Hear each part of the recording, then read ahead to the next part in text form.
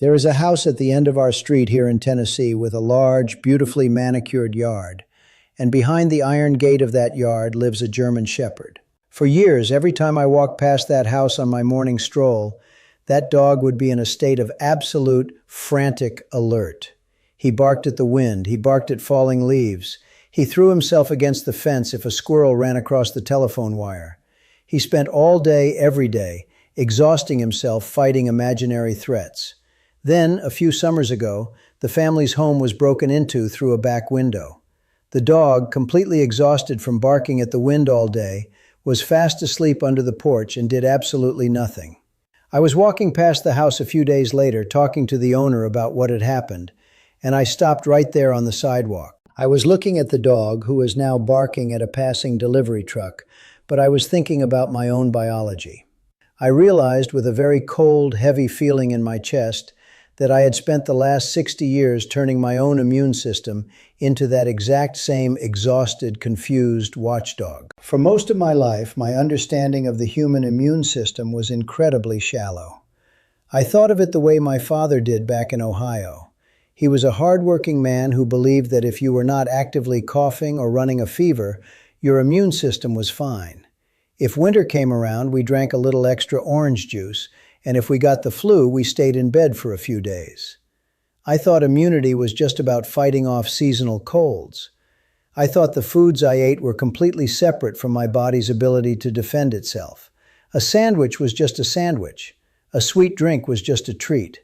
A package of crackers was just a convenient snack to get me through an afternoon of working in publishing. I carried that blind assumption through my 30s, my 40s, and right into my late 60s. I thought that if I felt relatively okay, my internal defenses were standing strong. I am telling you this today because I wish I had known decades earlier what my daily habits were actually doing to the watchman inside my own body. The body warns before it collects. Most of us realize far too late what our biology has been desperately trying to communicate to us. The turning point for me was not a gentle realization. It came during a deeply terrifying season when my wife Eleanor faced a serious health crisis. I will never share the clinical details of her diagnosis because those belong to her, but I will tell you that spending days in oncology waiting rooms changes the lens through which you view the world. I sat in those sterile chairs watching people my age and younger fighting for their lives, and I realized how fragile the line between health and devastation really is. When the worst of that period was over, and the quiet returned to our house, I found that I could not go back to my old way of thinking. I had spent my entire career taking dense, complicated educational materials and making them understandable for everyday people. I decided I needed to point that exact same skill at my own cellular health. I cleared my desk, sat in my worn leather chair by the window, and started reading medical journals, immunology textbooks, and cellular biology papers. I needed to understand what makes a body capable of defending itself as it ages. It was during one of those quiet, early mornings, reading a paper on cellular mutation, that I found a concept that completely stopped me in my tracks.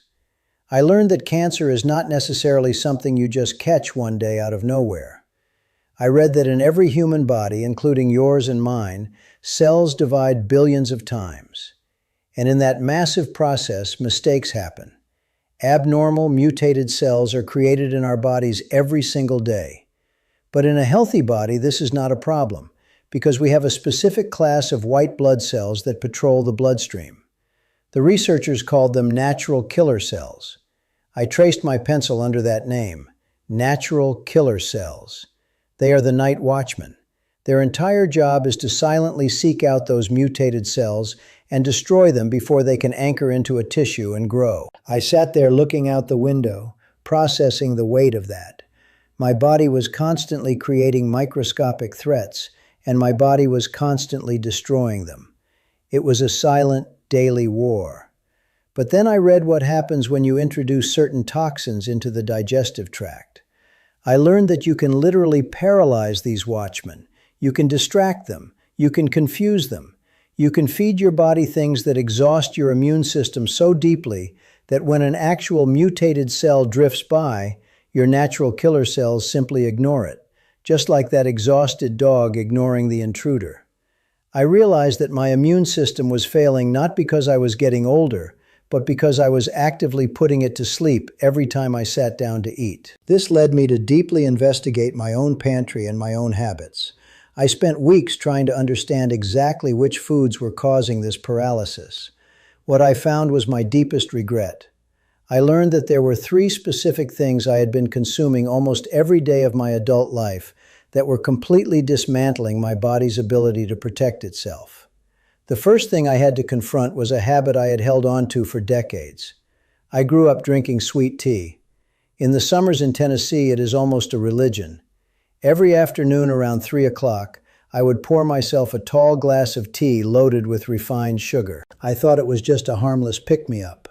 But I found a research paper from the 1970s that I had to read 3 times to believe. The researchers took healthy people and gave them a concentrated dose of refined sugar. Not a massive amount, just the equivalent of a few sweet drinks or a large dessert. Then they drew their blood and looked at the white blood cells under a microscope to measure something called the phagocytic index. This is simply the measure of how aggressively the immune cells hunt down and swallow foreign threats. The results I read made me feel physically ill. Within 30 minutes of swallowing that concentrated sugar, the immune cells became sluggish. They stopped moving properly. Their ability to hunt and destroy threats dropped by nearly 50%.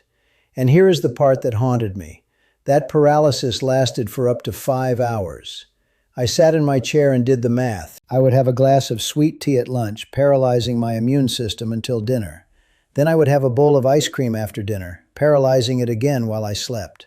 For the vast majority of my adult life, my internal night watchmen had been completely sedated during their entire shift. I stopped it that very day. I did not cut back. I stopped entirely. I realized that liquid sugar and concentrated sweets were not just empty calories. They were an active chemical off switch for my immune system.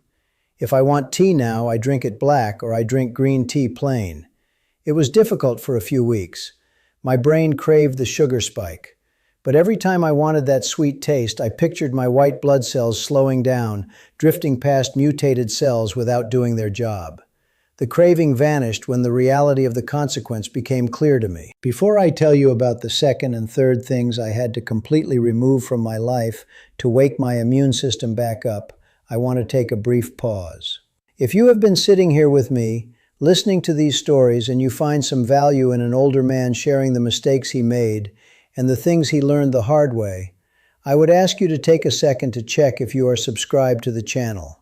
My son Daniel always reminds me to ask this, and he is right. Many of you who watch every week have not clicked that button. It is a small gesture, just a click, but it helps me know that these conversations are reaching the people who need to hear them. It helps me keep the lights on in this study. The second realization came when I started looking at the bread box on our kitchen counter. For years, I ate toast for breakfast, a sandwich for lunch, and crackers as a snack. I thought grain was the foundation of a healthy life, but I was not reading about the whole grains our ancestors ate. I was reading about modern, ultra-processed flours. These are the bright white flours that have been stripped of all their fiber, bleached, and ground into a fine dust. I traced my pencil under a paragraph explaining a mechanism called endotoxemia. It is a complicated word for a very simple, terrifying process. When you eat those highly processed flours, they turn to glucose instantly. But more importantly, they feed a specific type of harmful bacteria in your gut. As those bad bacteria multiply and die, they release toxins called endotoxins. Because the processed flour also damages the lining of your gut, those toxins leak directly into your bloodstream. I read what happens next, and it reminded me exactly of the dog at the end of the street. When those endotoxins enter the blood, your immune system panics. It views them as a massive systemic infection. It sends millions of immune cells to fight a battle that is everywhere and nowhere all at once. Your body becomes locked in a state of chronic, low-grade inflammation. Your immune system spends every hour of the day fighting the residue of the bread you ate for lunch. It becomes completely exhausted. And while it is busy fighting this fake emergency, the real threats, the microscopic abnormal cells that need to be cleared out, slip by completely unnoticed. I realized I was exhausting my watchman with false alarms. I took a garbage bag and I cleared out the bread box. I threw away the crackers, the white bread, the commercial baked goods. It was not about avoiding carbohydrates entirely. It was about refusing to eat anything that had been pulverized into an industrial dust. If Eleanor and I eat a grain now, it is whole, intact, and looks like it did when it came out of the earth. We eat steel-cut oats or intact quinoa or vegetables that contain heavy, complex fibers. I stopped feeding the false alarms so my immune system could focus on the real threats. The third food I found was the one that made me the most angry, because it had been sold to me for decades as a heart-healthy choice. I was looking at the clear plastic bottles of cooking oil in our pantry. Soybean oil, corn oil, canola oil. For years I had believed the marketing. I used these industrial seed oils for frying, for baking, and in almost every salad dressing we bought.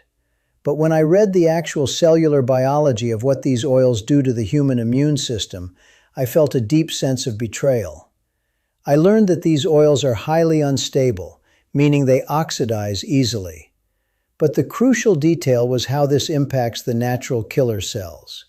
A white blood cell works by physically moving through the bloodstream, identifying a threat, and then physically wrapping its own cellular membrane around the threat to swallow and destroy it. To do this, the cell membrane must be incredibly fluid and flexible. I learned that human cell membranes are built out of the fats we eat. When you consume a diet heavy in oxidized industrial seed oils, your body incorporates those stiff, damaged fats directly into the walls of your immune cells. The cells literally become rigid. They become stiff. I sat there picturing a watchman trying to chase down an intruder while wearing a straitjacket. They simply cannot maneuver, engulf, or destroy the threats properly.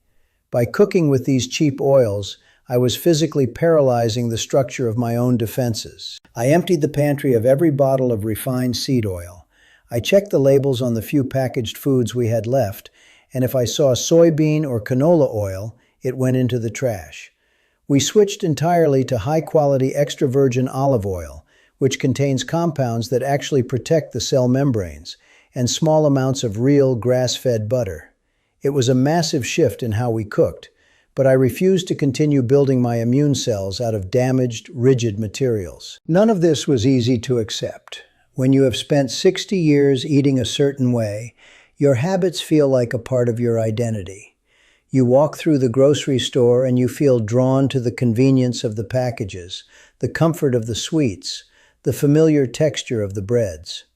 There were days early on when I felt frustrated, when I just wanted a sandwich or a glass of sweet tea on the porch.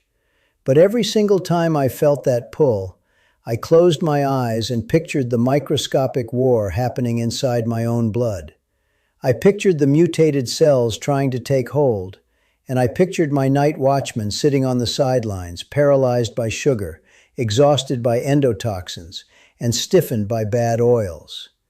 The momentary pleasure of the food was never worth the vulnerability it created. It took several months for my body to truly respond. You do not reverse decades of immune suppression in a weekend, but slowly the quiet indicators of a struggling system began to fade. The lingering fatigue that used to hit me every afternoon simply vanished. The subtle background inflammation in my joints cleared up. And while I cannot see my natural killer cells under a microscope, I feel a profound, quiet strength in my body that I did not have 10 years ago. I wake up feeling resilient. We spend so much time in our later years living in fear of a diagnosis. We cross our fingers and hope that our bodies do not turn against us. We assume that if something goes wrong, the only answer will be found in a hospital or a pharmacy. But from what I have noticed, from what I have lived, the human body is desperately trying to protect you every single second of the day. It is armed and ready. We are the ones who disarm it. We are the ones who blindfold the watchman. Aging well is not about discovering a magic pill. It is about removing the obstacles that are preventing your body from doing its job.